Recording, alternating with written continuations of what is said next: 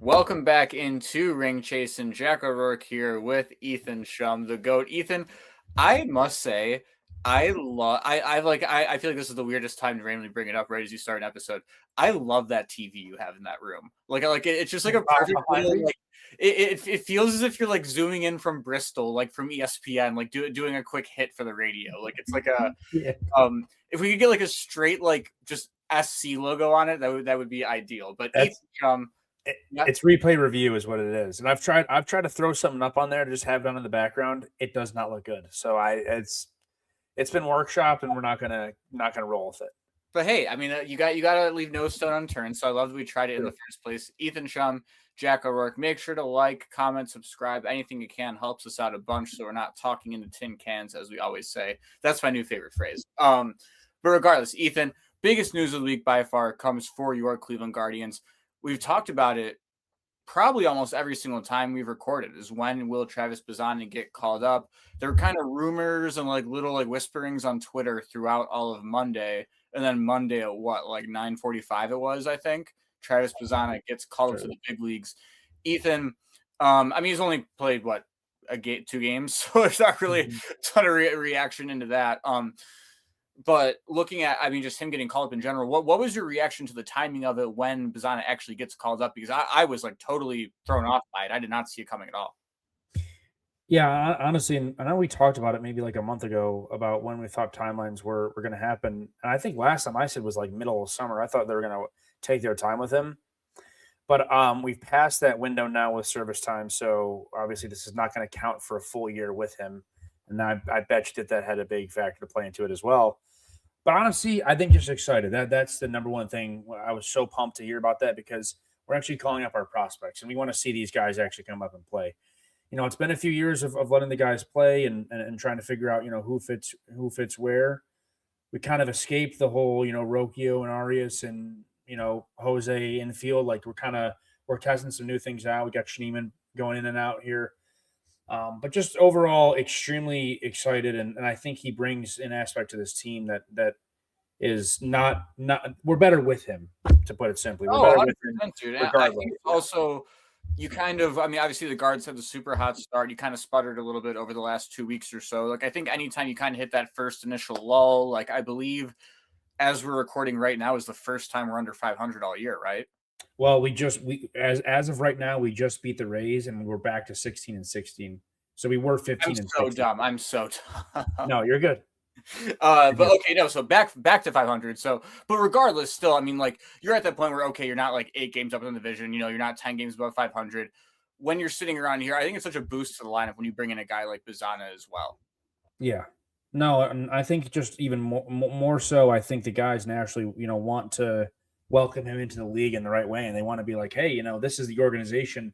Welcome to Cleveland. We want to. You were there for it too, yeah. And I love seeing those clips with Jose, dapping him up and getting him all fired up. Like that type of thing really makes you happy as a fan because it makes you feel like we drafted the right guy because the people behind the scenes are treating him well enough like he's the future.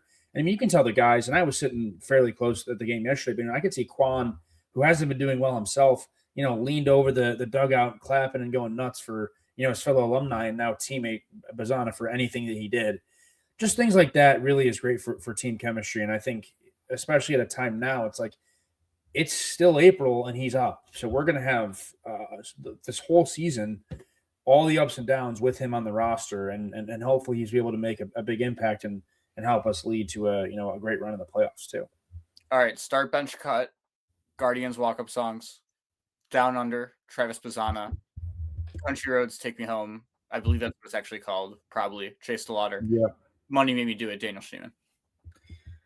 So I am going to start Money Made Me Do It by Daniel Schneemann, which actually is no longer his walk-up song. You got rid of it already? Yeah. It's one song. It's one singular song now every time. So he was bouncing between. And he always did the 2 rotation. He was always a 2 guy. Yeah, he was, and he's the I did it for love, and then it's like the it's that song. That's his. I know you love that rendition too. No, that was incredible. That was worth the price of whenever we paid for StreamYard a few months ago, right there. I'm still, you know what though, we love Schneemann, and we put money Dude, maybe he's do been it. awesome, man. We still correlate that walk up song with him, so this is still a valid start bench cut. Money made me do it is starting for me. I'm benching Down Under by Bazzana because it's It's such a so good good, walk up dude. song.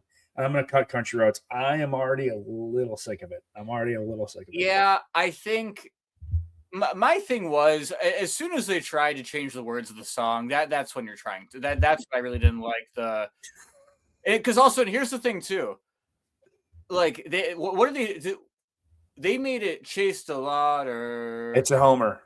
hit a homer. Is that Yeah. what it was? Why would Yeah. you hit a homer when hit a home run literally fits the rhythm of the song? Like it was.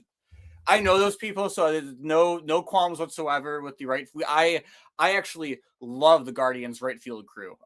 But I don't like the chant. I think we can just sing the song. And hey, I'm even gonna say this, Ethan. This just might be a hot take in general. You might hate this take actually. I think there are some people out there who will agree with me. I think you might hate this take. I don't think you need to sing it every single time he comes up to bat. Like I mean, Mhm. like seventh inning, two guys on, two outs. Yeah, well, let's 40,000 scream Yeah. it. If it is April 29th, or April 29th. I know he had an RBI today, but like if it's April 29th in the first inning against the Tampa Bay Rays and it's raining and it's 50 degrees outside, like, you know what? I'm gonna give Mhm. my throat a break. Yeah, I Jose agree. Jose Chen, I'm sorry, but like the people who do it, like we're down 3-0 in the third inning on a Tuesday in June. Like, Yeah, I'm kind of like to me, I'm like read the situation kind of guy. I do agree. At the game really, yesterday, earlier on in the game, he was up. There was two outs. We can't hit anything. We can't get runners on at all. Younger than the mountain, and everyone's singing. I'm just like, and if it's half-assed, it doesn't sound good. You no, can't half-ass it's that. not cool unless everyone does it. You can't half-ass that. Everybody has to be singing that. And there You has to be can't. at least 9,000 people there. Yeah, exactly. And when it's late April and it's 50 degrees out and extremely windy, it's not going to be the same. No, it's He not. did come up with bases loaded though last night. He three pitch punched though, but he came up bases loaded after they intentionally walked Quan, and he ended up striking out. But everyone sang it, and it was awesome because it was a clutch moment. Bases were loaded. That's when everybody sings it. Yeah, no, Not exactly. I think that's an A+ take out of you, Ethan. yeah. Next thing I wanted to hit on here, ask you with the guards. So Mhm. Daniel Schneemann, Angel Martinez, probably the two hottest starts to the guards so far through a month. They're guys that you least expected, probably, especially when you have guys like Stephen Kwan, Jose Ramirez, like not exactly doing like what you would think they'd be doing, or like what their usual caliber of play is. Mhm. How close, or maybe you're already there. How close are you to believing in Schnee and Angie as everyday players for this team? And they already are. Don't get me, but I'm saying like by August 1st, maybe they have a locked in. Okay, Daniel Schneemann hits seventh and plays right field every single day or whatever. Like that, like Yeah. or center field would be. But like, what? How far off are you from giving those two guys like they deserve a run? Like no matter what happens, like they get a run. Let them go this year. Mhm. So I think there are a few things that you have to take in to factor with this as well. One of them just being simply Angie's a switch hitter, which is extremely valuable because we don't have many right-handed bats in the lineup. And with a switch hitter, you He's can hitting just limit righties a little your bit better this year too. yeah. Well, a lot better actually. Mhm. So that's yeah, and so the where they bat and how they bat, that's so minimal, but it's still one thing that definitely impacts it. I think I'm more inclined to believe, or I do believe that Schneemann will be the better of the two over the long period of the season. So I think Angie definitely looks really good. I don't think Schneemann's going to be 165 WRC plus with where he is now. I think that's definitely going to come back down to earth a little bit. Maybe.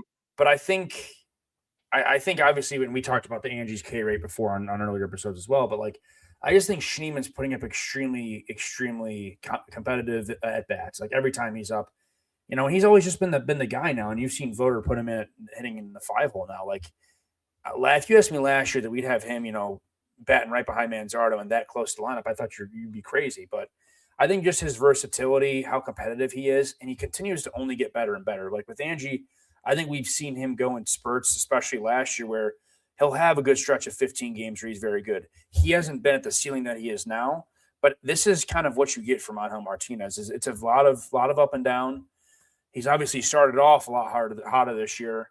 I think he will cool off a little bit because the pop is obviously there, and he's hitting a lot of home runs. He's hitting a lot of things to the wall.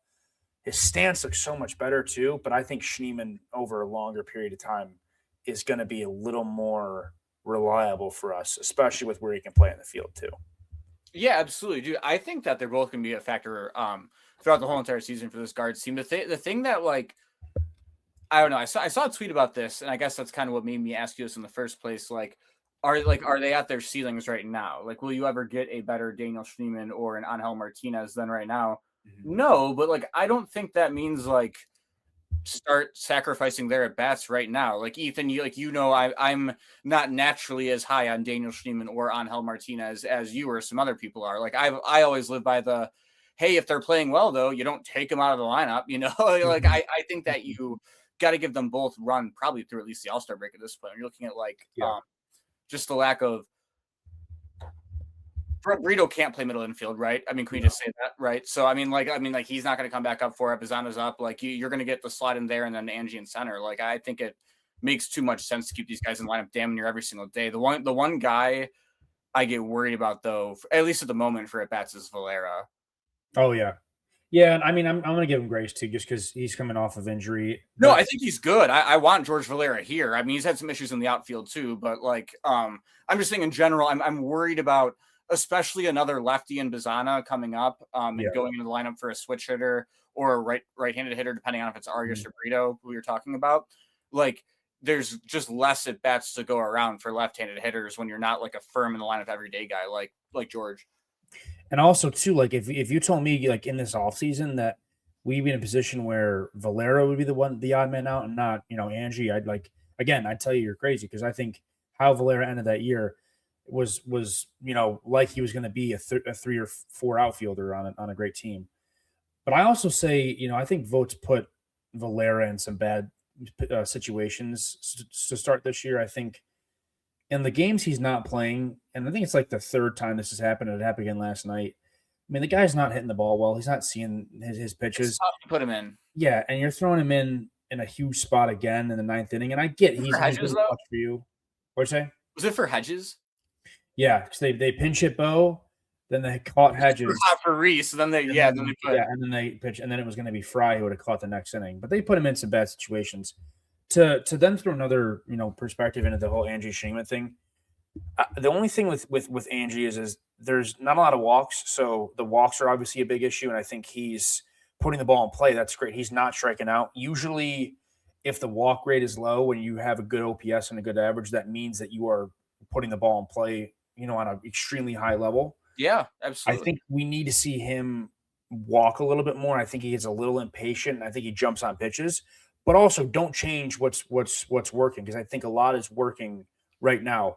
I'm just more worried about. I think you hit a great point on that too. Is I think you kind of see like the one thing about him is like there are some times where I think especially like take the ball like he hit. I want to say it was Appa. I think he was from the right side at Toronto, like out into right center field. Like if you can like almost like guest pitch in the show and then jump on it a little bit, like I think that is sometimes what makes him such a good hitter when he like naturally is a little bit slower, so he needs a little bit of, like that cheat up in the box. But on the reverse, really well. There's sometimes when it can look really, really ugly if you do need to do that. He's spraying the ball really well, and I mean, there's going to be good and bad things with both hitters. Like Schneemann, there's a lot of swing and miss. Like that, there's going to be a lot of swing and miss. He's going to strike out a good amount. But I think he also puts up a lot more competitive ABs and he walks a lot more than Angel does. But honestly, we're getting into a situation where we're getting a lot of good issues to have. A lot of good issues to have with a lot of these things. I think another thing that I wanted to ask you. This is the second episode in a row. We're on Quan again, and I'm going to ask you more about Quan again. Oh, don't worry. Manzo and Bo are loaded up. Okay. Well, we can get to them too. Hashtag usual suspects. I've been seeing a lot of hate on Quan. And the underlying metrics, and be it what they are, they're more or less the same as last year. So Quan's metrics are more or less the same as last year. It just, you know, that bats look uglier, and you're just not getting the right output that you're expecting from him. We're here 2 weeks later from our conversation 2 weeks ago, where we're saying, hey, where are we on a temp check with Quan right now? Some people are really starting to get impatient with this, and I just want to know your overall thoughts with how things are. It's so weird, dude, because I think you nailed it on the head with like, I mean, like his underlying statistics like look similar compared to last year. But the biggest thing with Quan, I think, is that everyone, and maybe everyone is drastic. That's not true. I think a certain percentage of our fan base already has him traded in their heads, if that makes sense. Like, Mhm. I think there was probably a 2-year period where I could argue like he was just like beloved outside of Jose. Like when he first got here, like protect him at all costs. Like, and obviously like he's kind of, as we talked about with Evan Mobley too, like it's like, hey, like they're kind of plateauing it where they are. And like you didn't get much. And like, I mean, Quan, obviously the hitting dropped a little bit, and like things have never really been the same since his hamstring 2 years ago in terms of like running. And I mean, the field, he's been fine. But I think it's just kind of the when DeLauder's hitting, and like, I mean, he's starting to hit the ball a little bit better again the last couple of days too, especially like when DeLauder's going, he hits the 5 home runs to start the year. It's like, okay, like here's our cool young outfield bat. Like you kind of replace Quan a little bit mentally there. Then it's like, okay, we've heard zero about a contract extension outside of some scribblings in a notebook from 5 years ago that Quan wrote, right? Like that, like it's just like when you know a guy's gone and he's not overly producing, and you know that the reason he's going to be gone is because he's asking for a certain amount that we're not going to give. Well, not that it's unfair. I think Stephen Kwan deserves a ridiculous amount of money to play every single year in the MLB. Like, but I'm saying I don't think the Guardians are willing to hand out 17 million a year for Stephen Kwan, whereas some teams will in baseball. He's just such a unique player with how he plays, being as he's at the bottom of the barrel when it comes to pop and actually like hitting the ball deep in the end of the park. Like he is purely hitting, and his glove is amazing. And if he didn't have that Gold Glove, I don't know where he'd be in talks of value. I'm just like I'm so confused as to like the direction which where I'd want to go with him, because when he's at his best, it's 2024 Quantum when he's hitting about 300. He's giving you 14 bombs, and he's having 3 for 5 nights like they're nothing. Like I remember in that Tigers wild card series in 2024. Like I think Quan had I think he had a streak of multi-hit games that was like a record or Like something 11 like or some shit like that, right? yeah, like he had like 11 hits in It's like like no, it's like something ridiculous. Like him to get one hit in the playoff game. I mean, it is still normally, but like it was like -5. You couldn't even bet on it. And I see that and I'm like, this is the perfect guy to lead off. And like that Quan would be perfect leading off on this team with the water right behind him and Jose. And that's why Cleveland fans are fantasizing about all these situations. And that's why I think a lot of the frustration comes from with Quan, because it's like, you've shown us this all-star level player. You've been an all-star the last 2 years. Where is this production? I mean, obviously he feels it too, I but I was gonna say I can argue that in a way it might be coming at the best time. Because now yeah, you actually have that kind of like the lineup is a smidge bit deeper this year than past years, or at least like oh, definitely, the pool of definitely. players you can throw into the lineup. So I mean, like Mhm. you need him a little bit less to do that this year. Obviously, you need him doing that. And like you said, like Stephen Kwan to be getting the money he wants to get is going to need to be a 290, probably 15 home run bat. Like with a OPS like somewhere above 750, ideally. Mhm. I mean, obviously it's tough because he doesn't have a ton of extra base hits to like really drive the OPS up, but in a way it happening right now is the best thing that could ever happen for the Cleveland Guardians, because if Stephen Kwan came out of the gate through April and was hitting 300, you could have kissed his ass goodbye. He never would have played here again after this year, right?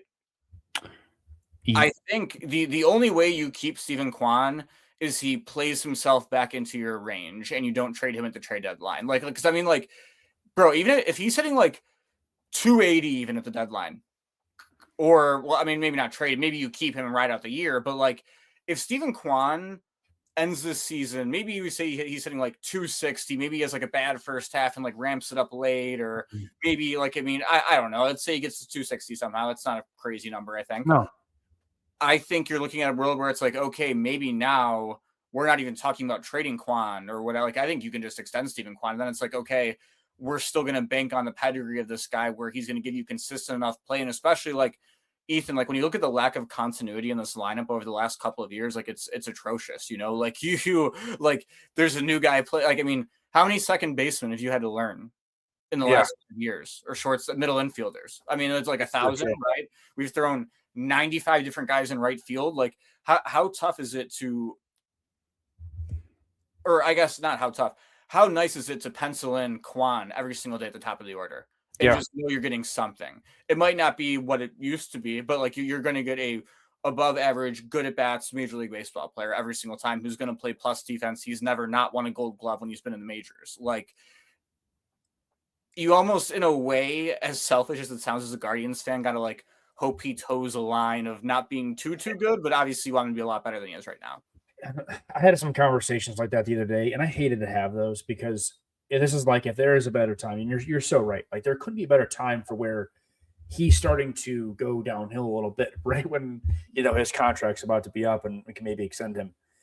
I'm trying to think about this, and as you were talking, I was pondering it as well. Like, what yearly contract value do you think he has when he's at his best and when he's at his worst? And then what do you think a trade package would even look like for him at his best and his worst? So I'll say this. I'll say mine. This isn't putting you on the spot. You can give it a second to think about it. I think at this point in time, what Stephen Quan is worth per year, I'm going to say $7 to $8 million a year. I'm going to say that's what he's worth at this point in time. Okay. Now I'm not gonna let. I mean, you can tell me I'm also dumb, but I'm like, no, I don't think that's crazy. I'm not gonna overreact and say he's a $5 million player, because I think he's definitely worth more than that, especially being a 2-time All-Star. I'm not gonna let the first 30 games impact that, because I do want him to stay in Cleveland. Like, I'm gonna make that clear as well. I want him to be our left field. Yeah, I think we all do. Everyone loves Stephen Quan. I would say on his high end, maybe 2024, when I saw his peak, I would say maybe there's that conversation to be had where he's in double digits when it comes to the millions. That's kind of where I'm at. Where do you think? And then if he's asking anything over 13 and to 15 million a year, I think he will. You think so? Well, I mean, also, let me ask you this. That really makes me worried. Let me ask you this though: how bad does this year finish out? That's the thing. Yeah. Like, are we talking? Like, I'm saying if Stephen Quan returns to Stephen Quan from a couple of years ago, and he is that what we just talked about, 315 home runs. Like, if he bounces back and takes on hell with a squirt gun for the next 5 months, I think he's going to ask for what I say earlier. 17 is what I said, right? You said how much he would ask for? Is that what I said like 10 minutes ago in the example? Yeah. I think 17. I think and then you said like low end, like the lowest he could go. Yeah, lowest. I thought lowest he could go probably. I mean, you got to think about baseball though, and how many other markets and teams will pay players like this or that. You know, like, it's not Cleveland where like Austin Hedges makes $4 million. Yeah. Stephen Quan ain't coming back for $7 million to make $3 million more than Austin Hedges. You know, like I would be shocked if he wasn't signing a $10 million AAV deal. You're probably right. I mean, I could be wrong too. I mean, what the hell do we know? I'm more so saying my Ethan Shum brain, like how much I think he's actually worth with what he's giving you, because I mean, he's not fast. I mean, if he's hitting 220 and his contract expiring, yeah, I mean, he is worth $7, like you said. But also, you're right. Like, the New York Mets would throw him $12 million a year if they wanted to. Like, absolutely, dude. Like, the Padres would throw him. The Padres would throw him. Steve Cohen would throw him 18 and not even blink. He wouldn't even see that it bounced out of his account. I think that, honestly, Jack, that might honestly be worse for us. Is I think it might be worse where we're going to undervalue him, and then big market teams are going to just overpay and throw him a lot of money, and then he would just end up going there. I also think and I mean, this isn't like anything I know for a fact. This isn't gospel. This is just me guessing off of what I've seen over the years. I would think if an extension with Stephen Kwan was going to happen, it would have already happened. You think so? I think so. Mm. I don't think it's happening at this point because I think it's just for the Guardians, it's just such a tough build to rely on. And it reminds me a little bit, like a tiny, tiny bit, not totally because they're not the same type of player. They're a little bit similar, but not really. Michael Brantley, also a left fielder, like how Brantley was like, obviously Brantley was a better hitter for a long stretch of time too, but like Brantley was your guy for 4 or 5 years. He had those like back, I think it was back issues. I could be wrong, or maybe it was wrist, but it's always his back. It was the back. Yeah. Like the back plagues it, and it's like, okay, like, hey, we don't know if Michael Brantley is going to be the same in the field. He's getting older. He's not like a 30 home run bat inherently, obviously. What if the contact dips? Can we really give this guy the 15 million he's asking for in the same way as Stephen Kwan? And we're like, and I understand why at that time, like they had just signed Encarnacion and shit, so that cost money. But like they let him walk and go to Houston, and he ended up playing 5 more good years, right? But and Kwan's younger too than Brantley, but I don't know, man. It's just like it's so tough because you want to root for your team and you want to root for your baseball team, and you're going to root for your baseball team, and hey, every single time Stephen Kwan steps up, you want him to hit a home run, or get on base, right? But at the same time, every single time he gets on base, the odds of him being back next year, in 2 years rather, are lower and lower, I think, right? Yeah, I honestly, I think so. I don't know how much. If we are 500 at the deadline, he's gone. And I don't know how much he likes Cleveland. I don't know how much he's okay taking. I think he likes Cleveland, but I mean, I don't know if he's take a Jose discount likes Cleveland for sure. I could see if we get it to double digits, I could see him re-signing. If we can get it at least to double digits, but I just don't know if we're going to be there. In terms of games above 500, what'd you say? Are you saying? I'm saying if we can get the number to 10+ million. Oh, for him per year, yeah. If he hangs there, yeah. Like if you can meet a deal around 12, that'd be like ideal, I would say. I think he considers, yeah. Do you want to hit Browns tonight or tomorrow? We can keep going. Oh, okay, so I'll just edit this little out then. All right, Ethan, you want to flip over the Browns? You got anything else on the guard? I could talk guards with you. The only thing I have in the guards, and this can maybe be the last thing that I want to talk about with it, is I'm just done with Bo Naylor. I'm really done with Bo Naylor, and I don't think he's providing anything for you anymore. I think the framing is awesome, but the ABS is a thing now. He's not even good at challenging ABS. He doesn't know when to challenge ABS.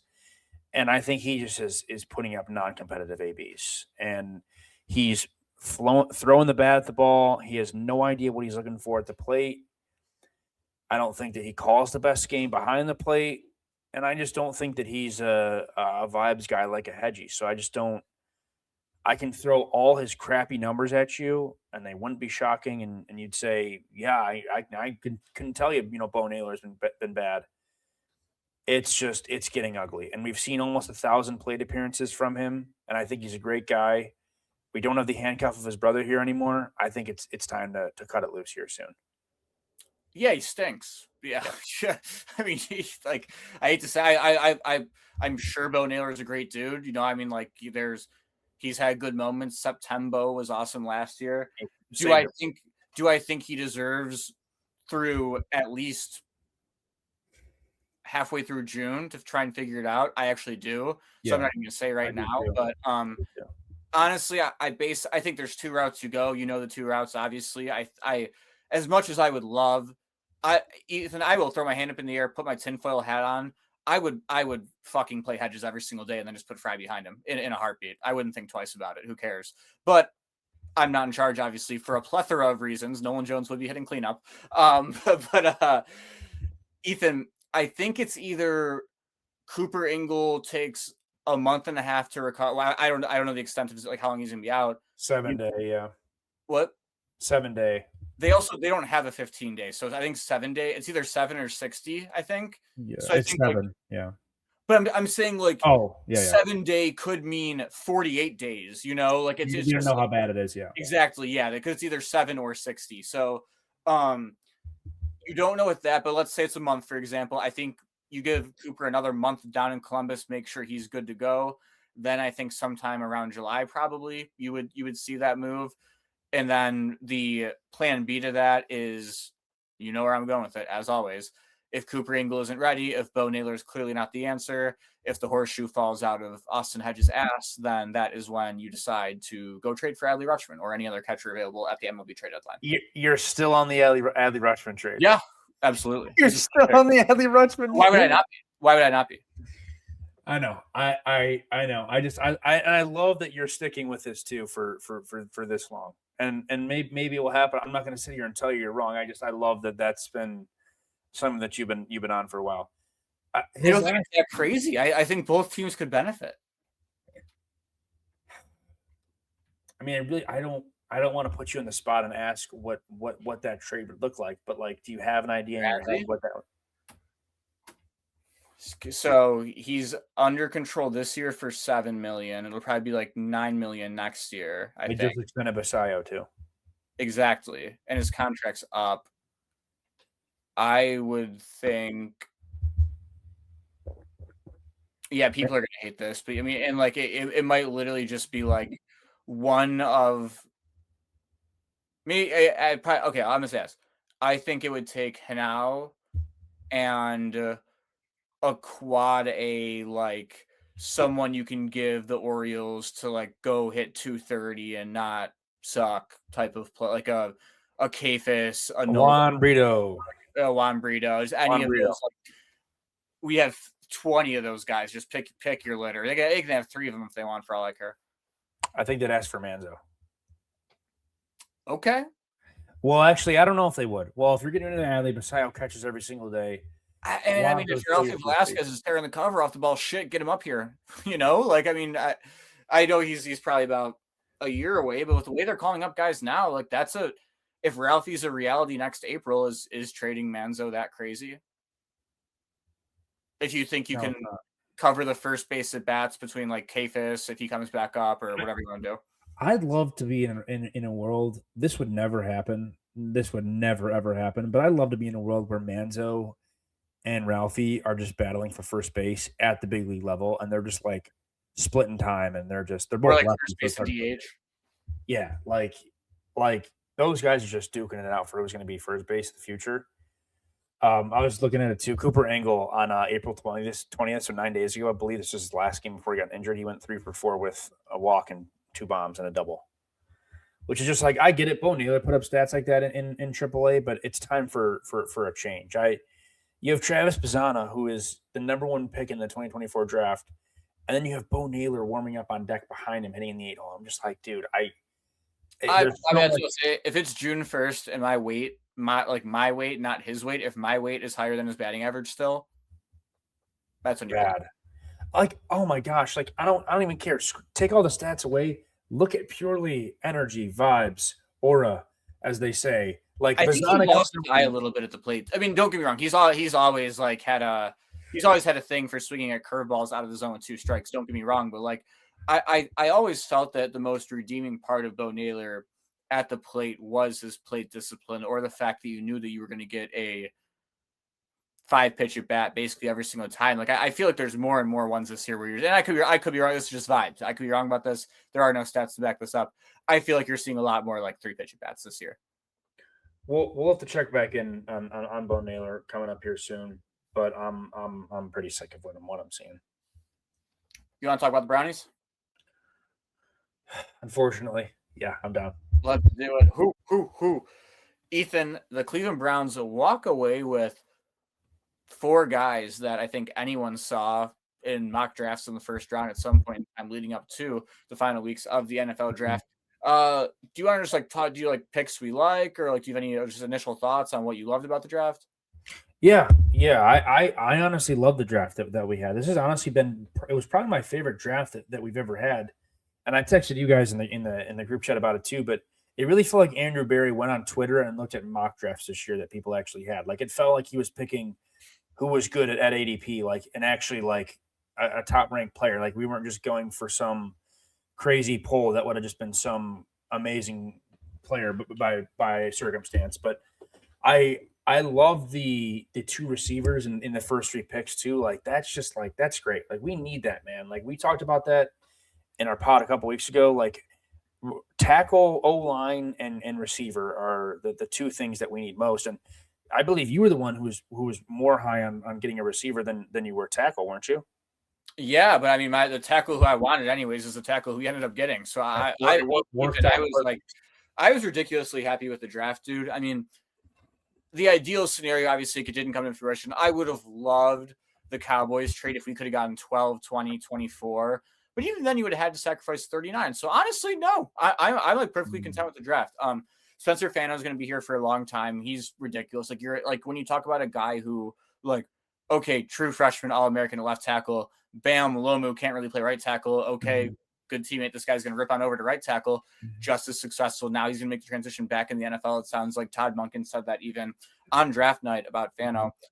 I like you're getting something good there. And you traded back for you probably could have got him at 6, at 9, perfect. And that's the thing too, is like you gotta love the versatility. And like I mean, a lot of tackles can play both sides, obviously, but it also kind of gives you the leeway of like, let's say we're sitting here in 2 years and he stinks at left tackle. Maybe you flip him back and try him at right tackle. I know they didn't really do that with Jed Wills ever. Maybe it's because we had more issues on the O line, or actually because they had Conklin, so they had no need to. But I don't know. I think that I would have been happy with him there or Lomu way later in the first round. I love both the Utah tackles, so I was just happy to get Fano. And then, dude, I think like the way they paired KC and Denzel Boston too is like perfect. Like, I mean, if you walk out of that draft with just KC, right, and say they Mhm. do whatever, right? Say they take a corner like Colton Hood or something in the second round, right? Mhm. You still kind of like Judy is like 6'1", I think. KC is 6'0", and it's got to be the most fraudulent 6'0" of all time. I mean, you still have an X. Like you got no one on the outside, right? Like you don't have a true like boundary go up and get it guy. Mhm. I didn't think Boston was going to be there by the time they got to 39. To have Boston there too is like, and obviously he's like a tiny bit more developmental, but like to have a guy who can go out there and just go up and get it every single play, Mhm. that's what you needed so bad in this offense. Like, dude, you ever watching like Jerry Judy, like the Bears game last year where the ball goes into his hands in the end zone and like the guy just like rips it out of his hands essentially? Like you no more of that when Denzel Boston's on the field in the red zone. Mhm. Yeah, and like that was the role that we thought Cedric Tillman was going to be, and that has not gone into fruition. No. Because I mean, Denzel Boston is now what we thought Tillman would like. That's going to be his position now to play. So I think overall, and I know you were huge on Casey too. I think I I love love KC, dude. with Casey's like the punt kick returns too. Like that's going to be huge. Like we actually like needed that, and the amount of times when we'd have we punted away and it'd be late in the game, and say we're up 3, we punted away to them on the other side, and they catch it at their 20, and they take it back to like the 45. It's like that. Even something as little as that is so major He's dynamic, dude. too. Yeah. I mean, people like I don't know. I think Brown's Twitter just likes to be negative. But like I like just like me, like everything's like, oh, like we drafted the next Corey Coleman, like this kid can't catch. Like, I don't know. I mean, I'm not gonna sit here and say that I watched all 12 of Casey Concepcion's games last year. Mhm. I did not by any stretch of the imagination. But I feel like one person on the TV says, "Oh, this guy can't catch," or you read it in one report, then it's like, "Oh, like it's just like people assume this kid can't catch for shit at all." I Yeah. don't know. I think that I'm excited to watch the kid grow, and like maybe it'll be rough for year one, but I think that Mhm. I mean they talk about it a lot. Like you don't draft for 1 year, you draft for the length of Mhm. the rookie contract. Like Casey Concepcion is going to be a good pick. Well, and the one thing I love about Fano, actually, two things that I love about the Fano pick too, is the amount of games he played when he was at Utah. Just of course, especially being an O lineman and given our history with the Browns, availability is almost the number one thing. And Availability then is the best ability. and exactly, and then mix that in with being productive, like being able to be versatile around the line, and then also being healthy. Like that is almost like one of the most important two traits of being an O lineman, especially nowadays.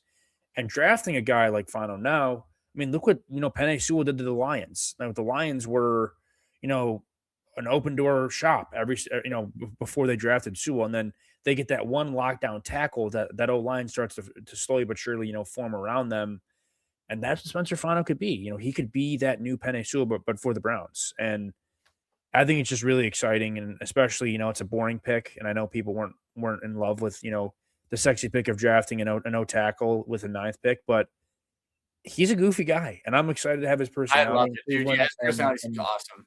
and I'm excited. I'm definitely very excited for him. Ethan, same boat as you.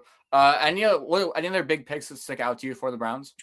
Yeah, weirdly enough, I was looking at the draft board, and I was watching, sitting on the couch watching, and I see Emmanuel McNeil Warren, and I see Toledo, and I'm like, this guy's going to be a Brown for some reason. I don't know why. I just Andrew Berry always seems to pick someone from Ohio. Harold last year. Yeah, someone from Ohio, or somebody went to Ohio State or went to Michigan. Like that marquee homer pick hadn't been made yet, and I'm like, he's just going to be. And then we obviously trade up and get him. But like seeing his tape and seeing the physicality and like what they're talking about with his ball hawking skills too, and how he's not afraid to hit. Like I think he will provide a lot in that back end. And I mean, I don't think Hickman is bad by any circumstance, but I don't think he's over the top. You ain't going to keep this kid off the field is the hope, No. obviously.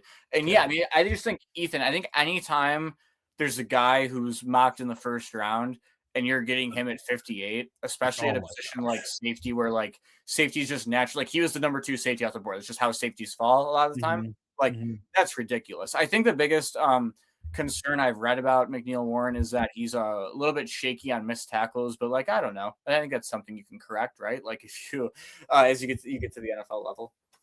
And he's huge too. That's what I think that's one thing too is like we don't pick the ball off a ton, I feel. No, we had to be maybe bottom of the NFL in Yeah, I mean, well, we weren't dead last. I don't think the Jets had one last year, but I mean, just I love having because I feel look. Let me word it this way, then I should say, I don't think Ronnie Hickman, short of that one Thursday night game 3 years ago, is much of a ball hawking safety. Nor do I think Grant Delpit is really a ball hawking safety. I think I'm pretty sure actually he had an interception last year. Never mind. But I mean, he's not getting 4 picks. You could use it a little bit. I think Delpit had a pick 6 last year. Is that why I'm remembering him having a pick? I think he had a pick 6 last year, and it was at home. And I don't remember who it was against. It was a crappy day. I think Devin Bush had one too. Devin Bush, I think, led us in interceptions last year. There was a point in time, and it was not early in the season, Ethan, where Devin Bush had more touchdowns than Jerry Jeudy. Yeah, he had a really bad year. I mean, I don't know how much of that was on quarterback. This receiving core was really, really bad last year. There wasn't anything that was redeemable about them. I literally completely forgot until this very moment in time that Harold Fannin Jr. exists. Like, oh my gosh, that guy's awesome. Yeah, no, he's ridiculous. I'm like, who was even our best receiver last year? Then I'm like, oh yeah, our tight end. Fannin, yeah, the tight end. Our rookie tight end led him. The rookie number 2 tight end coming into the season was the leading pass catcher. Remember, and this is the last thing I have aside from while we're on Emmanuel McNeil Warren. But remember last year when I was upset when I forget who we took in front of him, but we took somebody like a pick or 2 in front of Xavier Watts or Dylan Gabriel. It was Dylan Gabriel in the 3rd round. Well, I was upset because I wanted Xavier Watts. I thought he was great. Obviously, he's older, and you're going to be a homer about him, but he's obviously 6 foot. I really wanted him last year, but McNeil Warren is 6'3", weighs about the same. Big boy. Younger, like just a lot different of a safety. So in hindsight, it all ended up working out, and hopefully he's going to be very good for us. Well, he's got to get the NFL rookie interceptions total to do that. Yeah. Like my boy. I was so mad when they didn't draft him, Ethan. That was one of the I was too. I actually was very upset as well. You should have seen, even though there was a 1% chance we were going to draft him, you should have seen the live reaction to when Jeremiah Love got picked by the Cardinals. I was so sad. Yeah. Did you? Where did you think he was going to go? Tennessee? No, there was 1% of me that thought he was going to be a Cleveland Brown. Oh my gosh! I'd have been so happy. I know, but that's we have other. You know what pick I love though? Who? Taylor Green. Taylor Green. Yeah, I mean, I don't think he's a long-term quarterback option, but in terms of like just fun football players I've ever watched at any point in my whole entire life, if they're actually, I'll say this. I'll say this. Even though it's starting to sound like Shooter might not start next year, there was all the rumors about Deshaun starting that I don't think he will. NBC put out today. I would put Taylor Green on the field before Deshaun Watson, absolutely. And I wouldn't. I mean, do you know the amount of fun you would have with Taylor Green? He's going to throw 100 picks, throw 20 touchdowns, couple spin moves in the backfield. Like that. That's so fun. Like if we're going to suck, I'd rather have fun. Yeah, you're definitely onto something there. I'm just more so like, what are we gonna do with Dylan Gabriel? Who's gonna be the 3 quarterbacks? Oh, Dylan Shedeur, Gabriel's gone. He's already gone. Shedeur and Deshaun are gonna be 1 and 2. You think Gabriel gets the cut, or you think he Yeah. gets Or really? I think they'll try to trade him. I don't think they're going to have any suitors. I mean, they're gonna give up on a 3rd round pick after 1 year. Well, I don't think they're going to put Taylor Green on the practice squad. I wouldn't Taylor think. They just drafted him. Deshaun's going to be your starting quarterback. And if they cut Shedeur Sanders, the city will burn. So Yeah, Shedeur and Deshaun are confirmed. you don't think Taylor Green? I mean, like, why draft Taylor Green if you're not going to keep him? Because I mean, it is extremely late, and if things don't end up working out, I mean, what was it, the 7th round, 6th round, I think. 6th But round? also, like, I mean, like, this is a lazy comparison, obviously, but like, he kind of fits the mold of quarterback that Todd Monken likes too. Like, I mean, Dylan Gabriel's not going to like just go run ever, really. You know, like I mean, he might have 1 or Yeah, 2 small runs last year. I can actually remember one in the Vikings game, but like Taylor Green is ridiculous. Like, I mean, there's a reason the kid might move to receiver or tight end or something. It's because he's like that good on his legs. Like, if you, I guess, have him and like, or why would you keep Dylan Gabriel over a Swiss Army knife? Like he could be the next Taysom Hill. what I'm worried about with Taylor Green is he's a project, and when has Cleveland Browns and project ever worked out? Never, but like that M- doesn't cut him. maybe it's the Todd Monken, because Todd Monken helped to develop Lamar, and that could definitely be helped. But I also think Lamar won the Heisman when he was in college, Well, and Lamar was infinitely Lamar was ready to better. roll.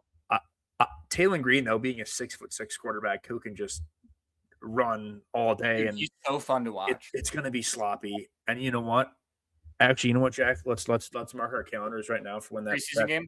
that preseason schedule comes out. We're there, because I will that's front going row to be awesome. for Taylor Green. I will be there. That's going to be so awesome. Let's do it right now. I Okay. will All right. book it now. Ethan, anything else on the Browns draft? Thought it was funny we drafted Justin Jefferson, which is just Oh, that was hilarious. Jay Jettas. Yeah, that was 3 receivers. 3 yeah.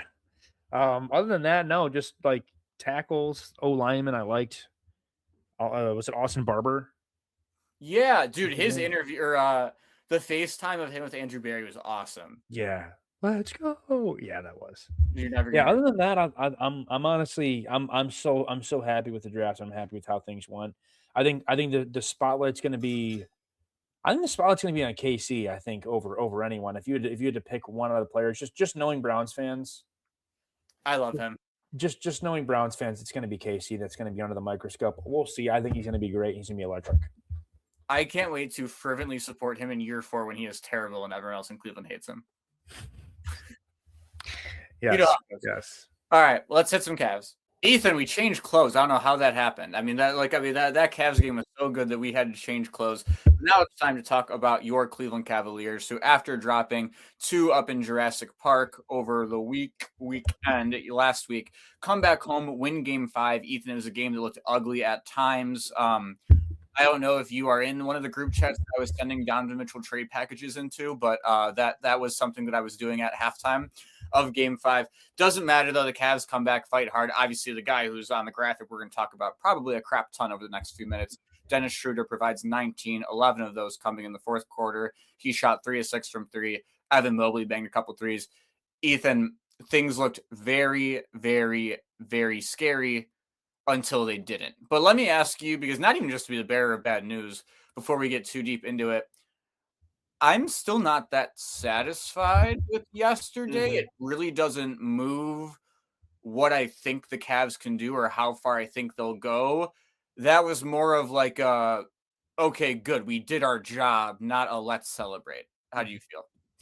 And if that's the case, then that's a very good thing, because I think the expectations coming in this year are a lot different than they were last year. I mean, we were coming in as the 1 seed. This year, we're coming in as the 4 seed. And we're facing a 5 seed of the Raptors. I mean, 4-5, that's like an 8-9 in March Madness. That's supposed to be a tough and competitive series. And if you already have the expectation that we're supposed to beat the Raptors and maybe even beat them by like 10 plus points, and that's a good thing for the Cavs, and that shows what the ceiling could possibly be. And I mean, I say this all the time, Jack, and especially about March Madness, but it's the same with the NBA playoffs. But in the playoffs, it's not supposed to be pretty. You just have to win games, and that's all that matters. So if you look too far ahead, like we did with the Pacers last year, you already write them off. We're going to be sent packing home really early, and it's going to be very disappointing. So a win is a win. No, it did not look pretty, and there were times where I thought we were going to lose that game. Obviously, went down 12, ended up coming back and answering. I know the end of that third quarter was very good. Mitchell kind of turned on a little bit, but like I'm just happy to win and get out of there, honestly. Yeah, absolutely. I do think that is true. I think especially like when you put it into perspective of like this is a team who's bowed out a little bit earlier than people expected. Really, I'd say 2 of the last 3 years. Now, I think most people kind of knew the Celtics were the end of the road in 2024. Oh yeah, postseason, but I think that people at least thought we had a good chance to beat the Knicks the year before that, the year prior. And then, I mean, last year, everyone thought we were going to beat the Pacers. Not everyone, but a good majority of people thought we were going to beat the Pacers entering the ECSF.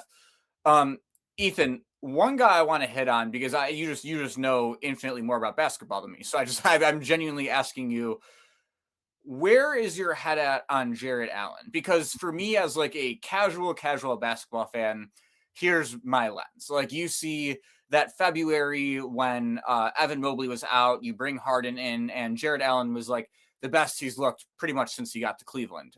Throughout like the later half of February, you get Evan back. Obviously, his offense is going to subside a bit. We already have 4 cooks in the kitchen. That's too many to start with. Mm-hmm. You get now to the playoffs where it's like, okay, again, you're not asking him to go out and score 15. I understand that, but when the defense is there, it's awesome. Like you had 3 blocks last night. Like that's going to help. The thing I just can't wrap my head around about him, Ethan, is the rebounds. Like he gets 3 rebounds last night. Like what is it? Is it a product more of like when Mobley's out there, he's stealing a couple of rebounds? Like I know he ended up with 9 last night, I think. Like what is it about Jarrett Allen that like I don't know. I just feel like I expect 15 and 10 every single night, and I seldom get 15 and 10. Yeah, and I can see where you're coming from on that too. Like it almost feels like we change how we play with Jarrett Allen whenever we get to the playoffs. Like, I mean, yeah, he's not grabbing a lot of rebounds. I think there's a lot of movement going around, especially because the Raptors are a smaller team. I mean, Pirtle is really their only big, and Mamukelashvili is also in there playing, some 5 as well, which is just like they're going to naturally want to stretch the floor. So Allen's not going to be that involved when it comes to the offense, especially because we're going to be trying to work the perimeter. We're going to be trying to do high ball screens and whatnot. And a lot of it is he's also popping off of those screens as well. He's not really rolling because Mobley's down there in the dunker, and you also have your wings who are out waiting for catch and shoot. So a lot of those like high pick and rolls that we especially like to run with him in the regular season, you don't really see a lot of that now. And that's why you haven't even seen him attempt more than 8 shots in any of these games. And you're at least used to seeing him get close to 15 to 20. He's barely getting 10 a game, and I don't know. Maybe that's the formula for winning. We're obviously up in the series, and especially in the NBA, it's going to vary based on who you're playing, and all that is going to vary on who you're playing. I will say just how his play style is.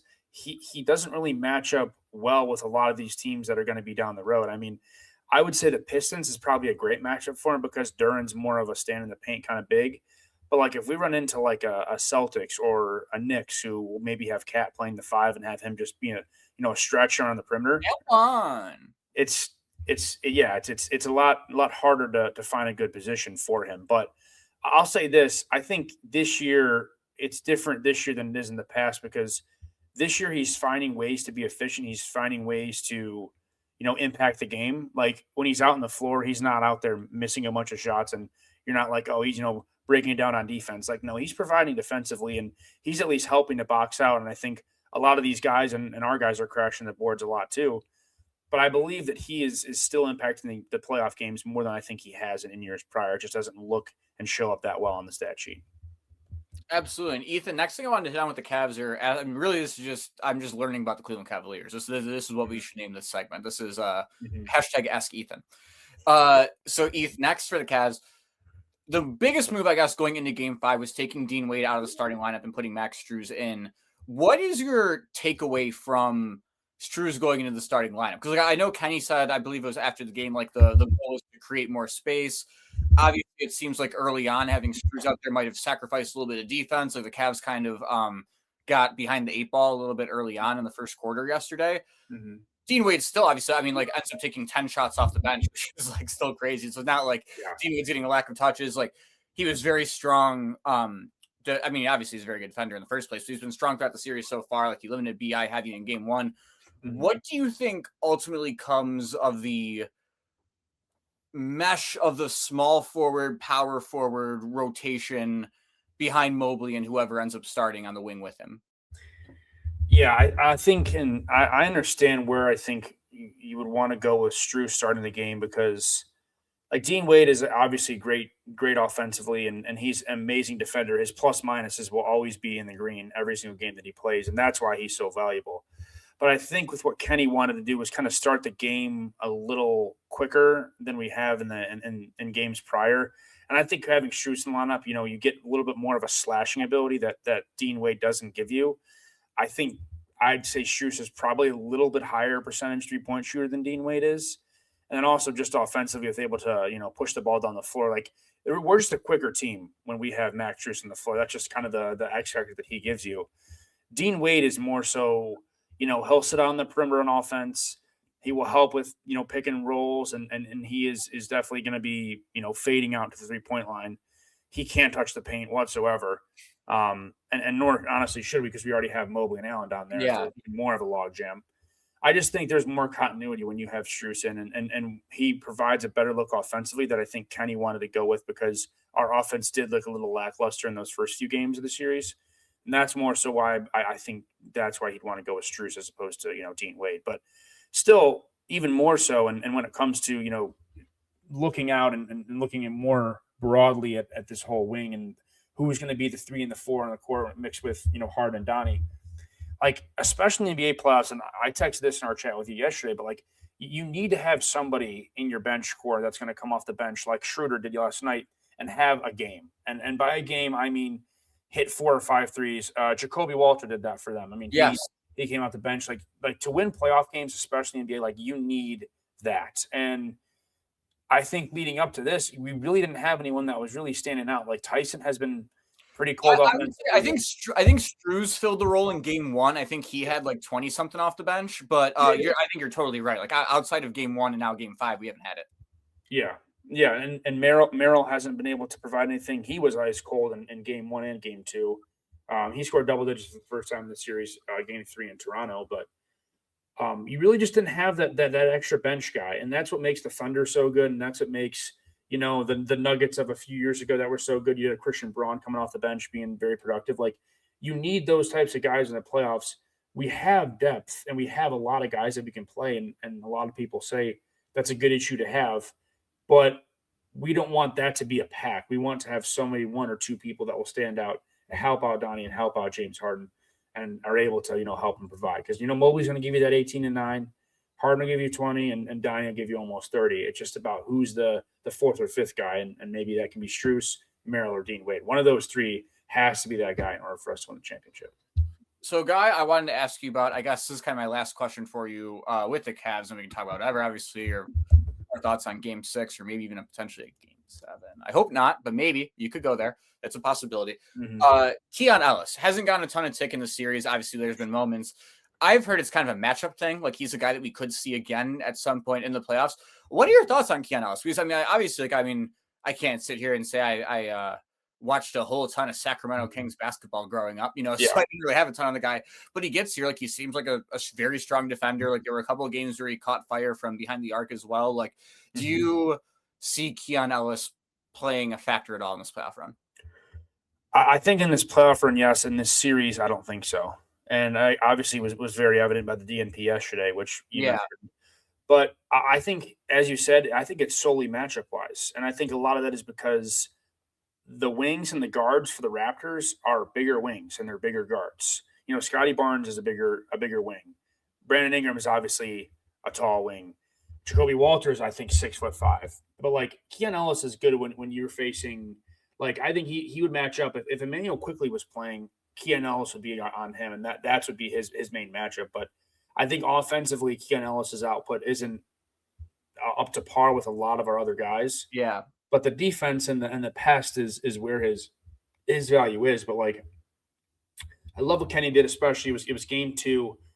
Schroeder hadn't played that much, and I think he only ended up playing 8 minutes that game. But it's like middle of the second quarter, about 5 to 6 minutes to go, and usually what happens is like James Harden will play the first like 8 minutes of the game, and then he'll sit for like the end of the first and the first half of the second quarter, and that's usually like Donnie time. But like Schroeder's the guy and they put Keon Ellis in too, but like those are the two guys to put in when like you want absolute fresh legs. It's about to be the end of the half. You have about a 8 to 10 point lead. Throw these two pass and water bugs out there to just go nuts and be all over the floor and making hustle plays and running the ball down the floor. Like that's a great area for Keon Ellis and Dennis Schroeder to operate from. I just don't think when it comes to height and size wise that this is going to be the series where he can make that kind of impact. But in a series with Boston, who is smaller, OKC, if we really get there down the line, is a smaller team.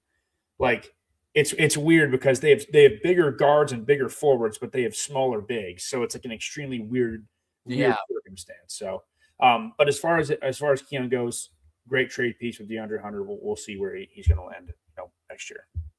Ethan, Cavs in 6, Cavs in 7, Raptors in 7. So I'm gonna go with. I'm gonna say that this goes 7 with the hopes that I'm wrong. So I'd rather be wrong about it, and we end up actually winning the whole series. I'm gonna go Cavs in 7, obviously back in Cleveland, and I'm gonna say we're gonna win 113 to 107. If that becomes correct, that's a hell of a clip. Yeah.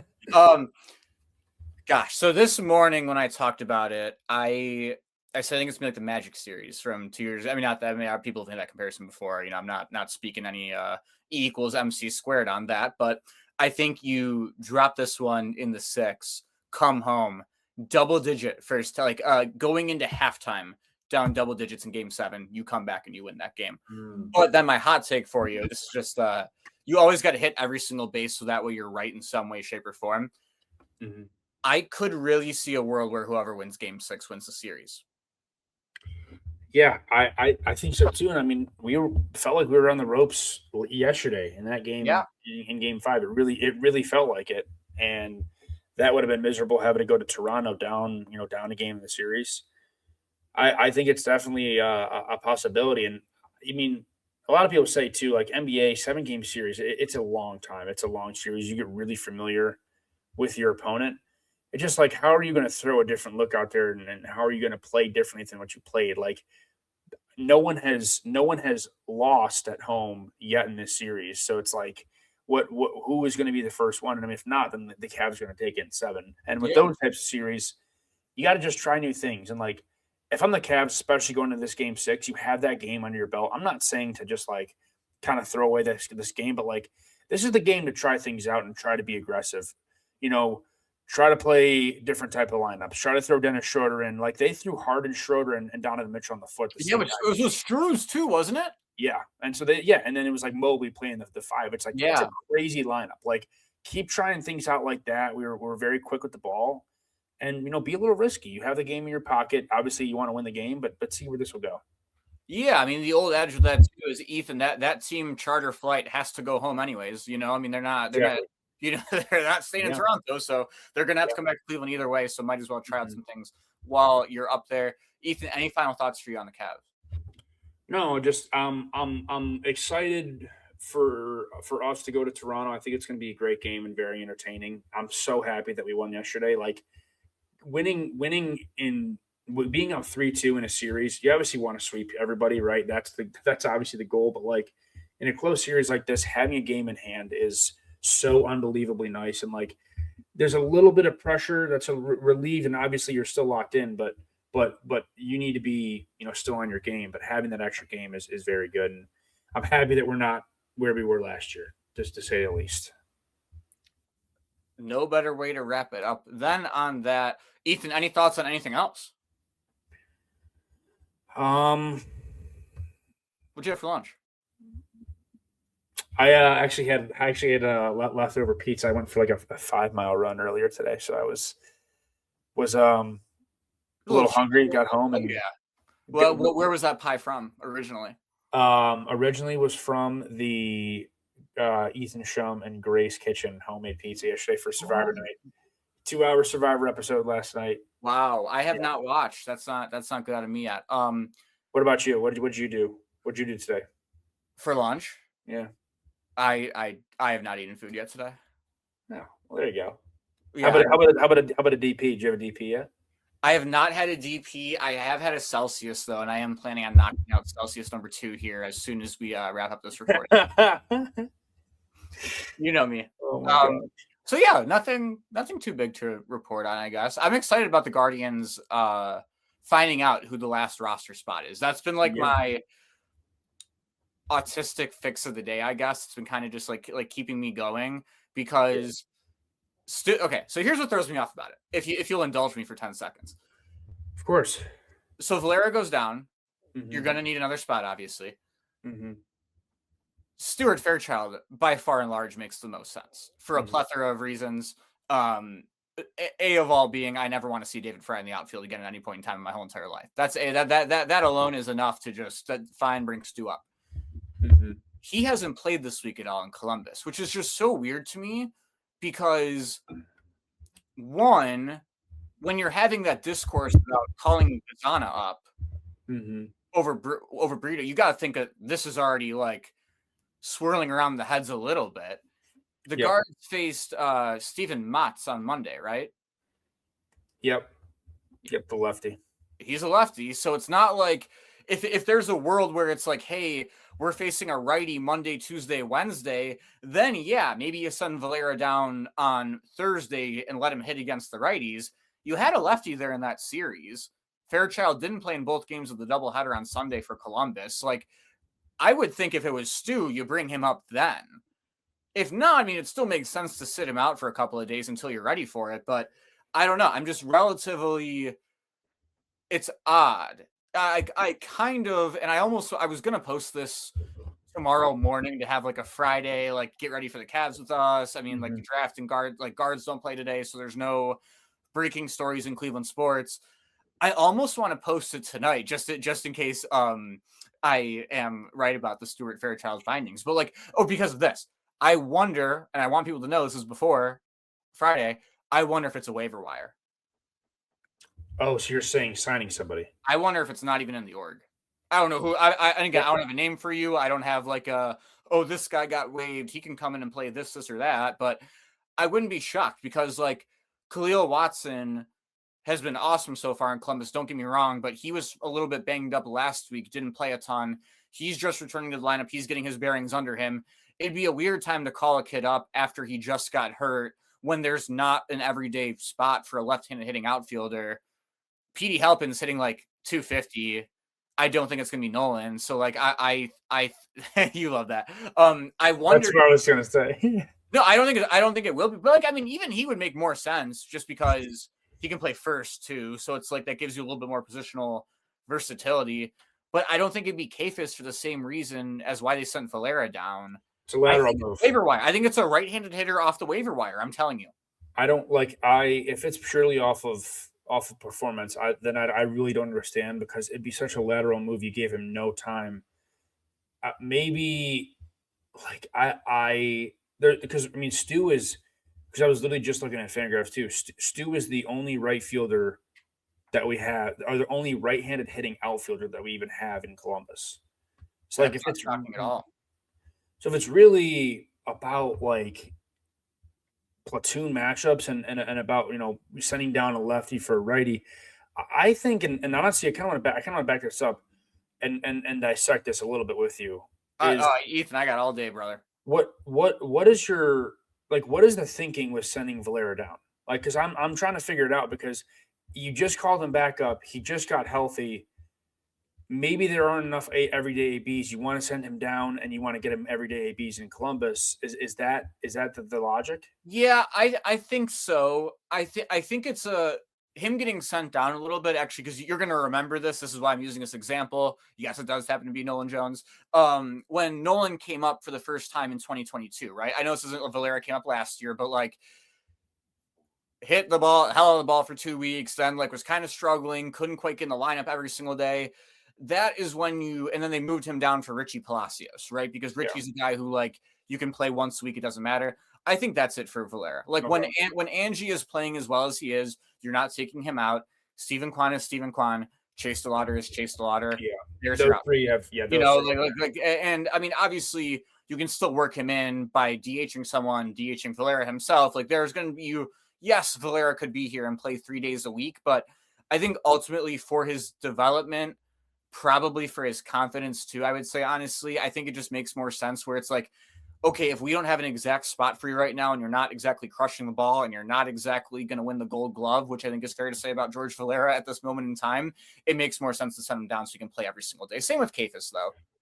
Yeah, and honestly, that might be an indictment on how the organization looks at Valera too, because he could see this as a bad thing, and I mean, I hope that he doesn't take it in a bad way. But that could also just see how much the organization really like puts stock into him because they want him to come back and they want him to be healthy. They know that he would just be wasting away sitting on the bench playing once every 3 days, 4 days, and then a pinch hit in the ninth inning, which that was my biggest issue too, is because if it was performance based, I know I mentioned this earlier in the episode, but Vogt I think is to blame if it's performance based and throwing him in situations where he's pinch hitting with 2 outs in the bottom of the ninth, like what is that going to do for his development? He hasn't played all year long.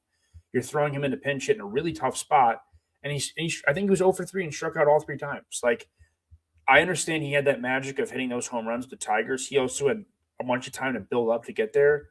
I don't know how many ABs he even ended up getting when he was in Columbus. Just to me, 9 games. I think they pulled him up a little prematurely, and I get how rehab starts are supposed to be different. But from a guy who's been notoriously a minor league guy, who's also had his injury issues, he probably should need more, TLC down in Columbus before we called him up earlier. So no, I just hope it doesn't hurt his confidence. I totally agree. So yeah, I guess we'll see. I think Stu would be fun though, man. I think fun. He'd be so fun. I think one interesting thing about him is like, obviously he's not the greatest hitter in the world. I mean, hey, let's also put that out there. Anyone can hit in AAA right now, and it seems like for the most part of the guys who have taken MLB at bats before, like you look at that's league wide, not even just here. So I mean, I don't think people should expect Stuart Fairchild to come up and hit 5 home runs and hit 300. That won't happen. But he's very quick. He's incredible in the field. Weirdly, I was looking at this Baseball Reference. Career like batting average, runners in scoring position, not bad. Like that guy can hit a little bit of guys in scoring position. That's such a guardian. What? That's such a guardian. Exactly. But I don't know. I think one thing about him that I think will help this team, though, just from being to watch him a little bit on this last couple of weeks, is he walks a lot and he takes long at bats and he gets on bases. Like there is something to be said about like even Bo Naylor, like last year when he was struggling, still putting up 6 pitch at bats every single time. Right? Like there is. Whereas like when you get Stu up here, even if he's not going to hit 300, like he's going to walk, he's going to get on base a little bit, like he's going to find ways to get on and impact the game. And he's also a great defensive replacement, great come and steal bases. Like for the crowd out there that like there's a very large contingent on Twitter who wants this to be a PD Halpin call up. That just doesn't make sense. Like, I mean, like whatever you would be asking out of PD Halpin, Stuart Fairchild can do, and Stuart Fairchild doesn't need everyday at bats, and Stuart Fairchild is hitting the ball much better in Columbus than Petey Halpin. Yeah, I mean Stu's 30, so like Stu is definitely one of those guys where you don't need him to play every single day. No, he can pinch hit. He can be a part of the lefty platoon, bomb squad with Rhys Hoskins and David Fry. He can be that guy playing right field in those games. So I think like he's hitting the ball really well. This might be the best he's hit the ball in his career, and especially in AAA, he might be a quad A player. Is there a good chance he comes up and hits 230 and he's a can and we talk crap on him in a couple months? Like, yeah, but I think you have to take a waiver on some of those guys and see if they can give you some value for a couple weeks and see, maybe he can give you a couple home runs, maybe he can get you a couple clutch hits in a few spots and go deep in accounts. Like to me, I don't feel like pulling him up and hitting him 7th, one game in a series and having him play right field is really too harmful. No, not at all. And I think you hit the nail on the head too, because I think that's one thing that I think we as Cleveland baseball fans especially do. Not saying no one else does this, but I think that we sometimes forget how long 162 games is as a Oh fan my base. gosh, Like, yes. a guy hits 300 for a month, and it's like, oh, this is the greatest thing in the whole entire world. Like, this is never going to go away. Like, this guy is like a lot. Like, that's not how baseball works. Guys go up, guys go back down. Like, and again, this is not. I mean, easy for me to say as a guy who is, again, as I said earlier, like not inherently a Schneemann or Martinez fan, but like I'm not going to be ripping the "I told you so's" to people when they're both hitting 240 in 3 months. Like I think they will be, but that's what baseball is, dude. Baseball is finding, especially when you're the Guardians, you don't have 9 set positions. It is finding guys to get hot for 2 weeks, for a month, for a month and a half, for 2 months, and you ride them out while they're doing that. And there's a good chance that Stuart Fairchild can come up and be one of those guys who gives you. And again, I'm not saying he's going to hit 300, but Stuart Fairchild might give you a Will Brennan fly the bird 1 month where he hits 280 and half of Guardians Twitter thinks he's Bernie Williams, like that. That's just how we work as a fan base. But I think it's not crazy at all to think that Stu can come up and do that. Like, I mean, he's not Will Wilson. I hope. No, yeah. And you're so right though. Like a 162 is so taxing. And I'm sorry, I don't want to ask Chase DeLauder to play 162 and be on his feet every single day as well. No, you can't because he won't be here. Yeah, like I'm already at that point now where we need options and we need people who can fill in and play some games. And and it's not like we're just like throwing a guy in too. Like Stu's hitting over 300 in AAA, and he looks great in the WBC. I know that doesn't matter, but sometimes some of those things where the momentum will carry over. And dude, 1,000,000%. Yeah. Baseball is so much confidence. Like, and that is, I think one thing that I always thought, not that it would result in a 350 home run season by any means, but I thought that was one thing that would benefit Nolan the most this year if he got a chance in Cleveland. Is like he, from what I can tell, seems like a bit of a confidence guy. Like his best year in the majors was the Colorado year in 2023. What happened that year? He had a bad spring. They optioned him to Columbus, and he went to Albuquerque rather. Went to Albuquerque, saw meatballs for 2 months, and was like, "Oh my god, I'm a great baseball player." And then went to the major leagues and had a 900 OPS against both sides of the plate. Like that's like baseball is such a funny sport. And we talk about it all the time, dude. But like that's why there's no other sport truly like baseball where I think a guy has 30 home runs one year. He might be a total cannon, hit 180 the next year, and then can bounce back the next year and give you 25. Like it's such a funny sport the way shit happens. It is, and any little thing can spark a great 30 days of baseball. It's like we can talk about Stu Fairchild's May and how awesome Stu was in May. That reminds me of remember that streak of Tyler Freeman hitting leadoff? Remember that? I'll never forget. I'm not saying that he was great for us or anything, but I'll never forget. Like I will say, because obviously he was but I will say he gave us a good stretch of games there. He gave you some that's about you take the 9 guys who have the horseshoes the furthest up their ass at that moment in time. You try and make the positions work, and you send them out there. Yeah. All right. I think good Epi. Yeah. You're good. And also, this has been great Dennis Schroeder talk the last 15 minutes. This has been great Dennis Schroeder talk, and great job by the producer of this, whoever it is, did a great job switching it over back to the Guardian overlay. I didn't want to say that. I bet that guy's really smart and has a ton of friends. Not. Okay. We'll be back next week on Ring Chasing.